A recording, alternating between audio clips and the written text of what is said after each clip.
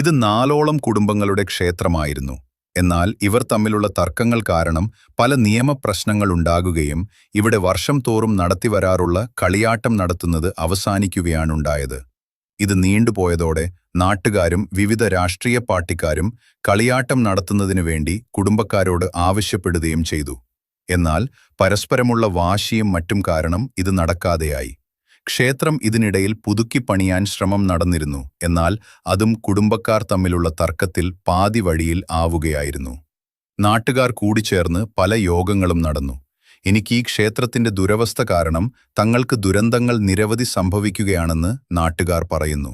അതെ, സമയമെങ്കിൽ ഉൾപ്പെടെയുള്ള ലക്ഷക്കണക്കിന് രൂപയും സ്വത്തുക്കളും ദേവസ്വം ഏറ്റെടുക്കണമെന്നും അത് ഉപയോഗിച്ച് ക്ഷേത്രം നല്ല രീതിയിൽ നടത്തണമെന്നാണ് നാട്ടുകാർ ആവശ്യപ്പെടുന്നത്. ഈ ക്ഷേത്രത്തിൽ പണപിരിവുകളില്ല. അവിടെ ഭണ്ഡാരത്തിൽ പണം നൽകുന്നത് നാട്ടുകാരായ